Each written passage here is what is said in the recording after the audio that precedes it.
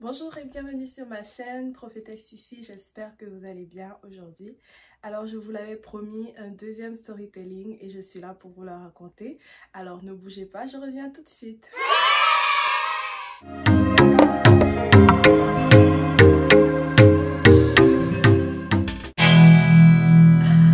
Bon retour Prophétesse Sissi. Alors je vous l'avais promis un storytelling sur comment un homme a essayé de vous envoûter. Mais qu'est-ce qui s'est passé? L'histoire c'est la suivante. Alors on est en 2017 au mois de septembre. Je venais de subir une grosse rupture amoureuse. Et j'étais vraiment mal en point. Je n'allais pas bien du tout.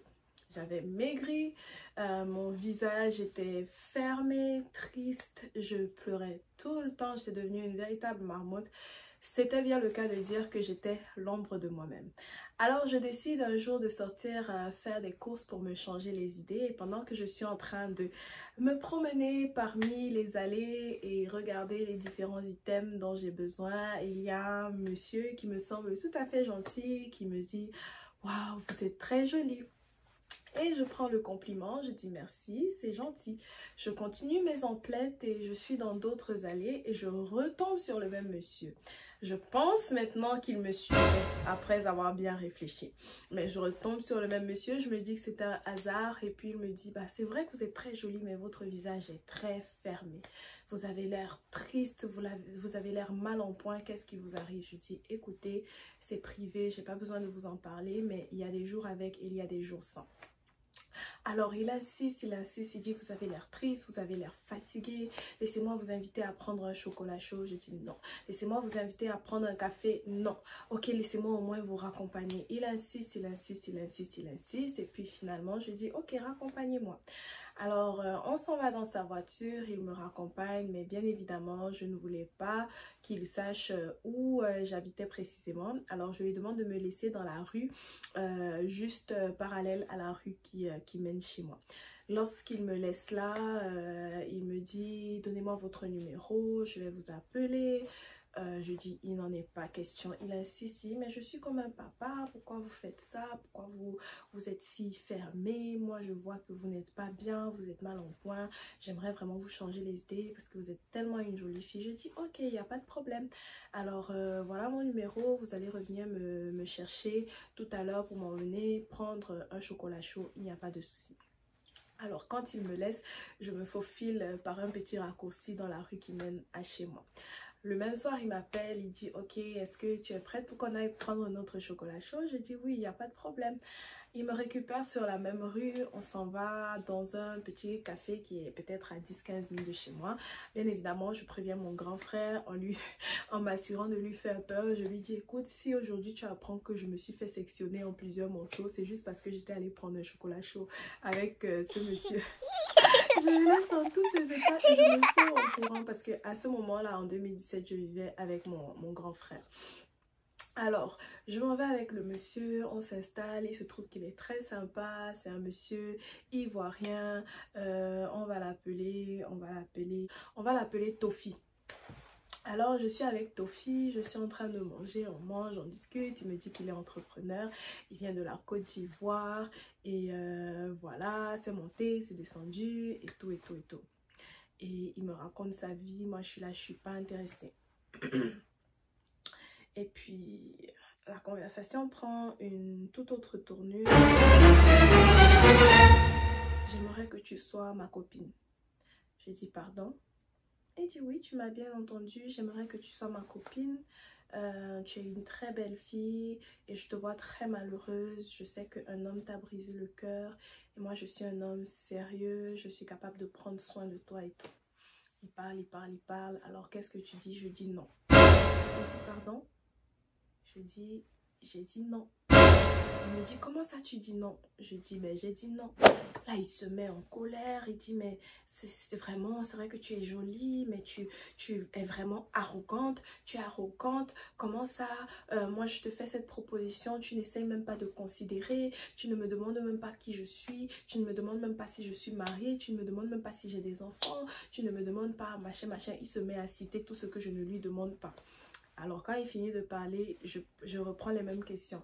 Il m'avait dit, tu ne me demandes pas si je suis mariée, tu ne me demandes pas si j'ai des enfants et tu me demandes pas ce que je fais dans la vie.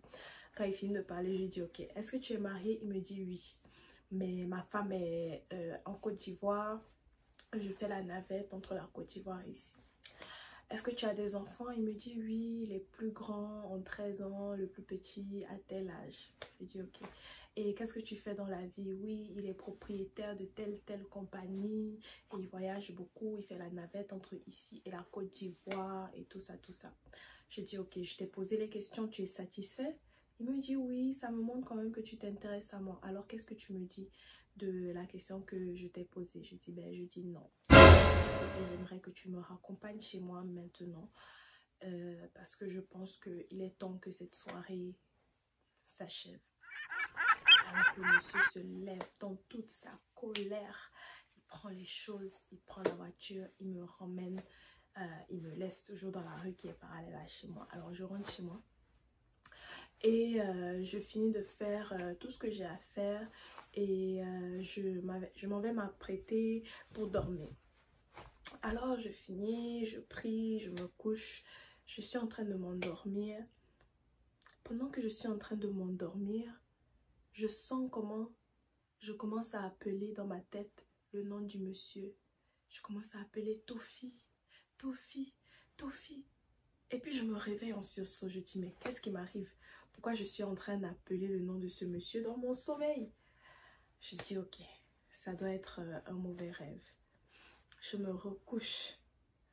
Pendant que je suis en train de m'endormir, je me rends compte encore que je suis en train d'appeler le nom du monsieur dans mon sommeil. Tofi, Tofi, Tofi. Je me réveille en ce sommeil. Qu'est-ce qui m'arrive? Pourquoi je n'arrête pas d'appeler le nom de ce monsieur dans mon sommeil? Je me recouche encore. Et là, pendant que je me recouche, je sens comment quelqu'un est en train d'essayer d'entrer dans mon corps. Et pendant que la personne essaie d'entrer dans mon corps, je suis en train d'appeler le nom du monsieur et je suis en train de me débattre, Je pousse la personne, La personne ne s'en va pas. Je pousse et je me réveille. Je dis, my God. Je dis, en fait, le monsieur essaye de m'envoûter. Oh, je rentre dans le ramazo côté que masakata la brazonto. Liba yakatara mosheketele. Je commence un combat spirituel en langue, les amis. Rebobobo, zinta koko, sekare, kasoko, tokola, macheke. C'est comme ça que je combat. Après, je commence à sentir que, ok, la paix est revenue, Je m'endors. Je vous dis, les amis, quand je me suis réveillée le lendemain, j'avais des traces de griffes de la bagarre que j'avais eue dans mon sommeil. Le monsieur ne m'a plus jamais appelé. Et en fait, ça m'a fait comprendre quelle était un peu sa stratégie. J'ai l'impression que c'était un monsieur qui ciblait les jeunes femmes qui avaient l'air vulnérables et qui faisait une machination pour les envoûter pendant qu'il parlait avec elles. Et moi, apparemment, quand il me parlait, il n'y a rien, je ne suis pas tombée sous ses charmes. Dès qu'il m'a posé la question, est-ce que tu voudrais être ma copine? Je lui ai clairement dit non. Et puis quand je lui ai dit ce non, il était vraiment surpris. On dirait qu'il s'y attendait pas du tout. Alors j'imagine que quand il est rentré chez lui maintenant, il a essayé par d'autres moyens. Il a secoué les coris ou je sais pas dans quelle boule de cristal il a mis mon nom. Mais il ne savait pas que dans ce petit corps se cache une guerrière du combat spirituel. Alors, c'est ça, c'est mon histoire de la personne qui a essayé de m'envoûter. C'était en 2017 que ça m'est arrivé et ça m'a bien servi de leçon. C'est vrai que je suis gentille, hein. Moi je suis ouverte à rencontrer des nouvelles personnes parce que tu sais pas, tu tombes sur des personnes qui ont des expériences, des backgrounds, qui peuvent même bonifier ta vie, mais en toute chose, il faut vraiment avoir du discernement. Il faut toujours marcher avec le Saint-Esprit et veiller vraiment sur sa vie spirituelle, parce que si spirituellement tu es vulnérable, c'est facile de te faire envoûter, parce que si spirituellement je n'étais pas assez assise dans les principes de Dieu et que la personne avait essayé de m'envoûter, c'est clair que je me serais laissée avoir, malheureusement. Peut-être que je serais devenue l'esclave sexuelle de ce monsieur et mes parents se seraient demandé mais qu'est-ce qui arrive à notre fille, avant d'avoir la révélation du Saint-Esprit qu'il y avait de la manipulation spirituelle derrière. Alors oui, j'ai grandi au Canada, mais je vous dis, les réalités spirituelles dont on parle dans nos pays, c'est tellement réel, parce que moi, à plusieurs reprises, je l'ai vécu personnellement. J'ai commencé à m'intéresser à la délivrance. Ce n'était pas parce que à la base les églises dans lesquelles j'allais il y avait tellement de délivrance, c'est parce que moi personnellement, pendant toute ma croissance, l'ennemi m'a persécuté de plusieurs façons et j'ai dû commencer à m'intéresser à ces choses pour être moi-même équipée pour pouvoir résister au diable dans certains aspects de ma vie. Alors j'ai encore une foule d'histoires à vous raconter, que ce soit comment j'ai été poursuivie et traquée par des chats noirs pendant pratiquement 1 an de ma vie. L'ennemi me persécutait par les chats, ou encore comment j'ai eu des visites des esprits sataniques qui ont essayé de m'étrangler dans mon sommeil, ou encore comment j'ai été dans tels endroits. Mais tout cela, toutes ces histoires-là, on les garde pour 2021. En attendant, recevez mes vœux les plus merveilleux pour la nouvelle année. Cette nouvelle année, ce n'est pas juste des souhaits que je veux vous dire, la santé et tout ça. Cette nouvelle année, je veux t'encourager à chercher vraiment le Seigneur et à être actif dans les domaines de ta vie où tu veux voir du changement.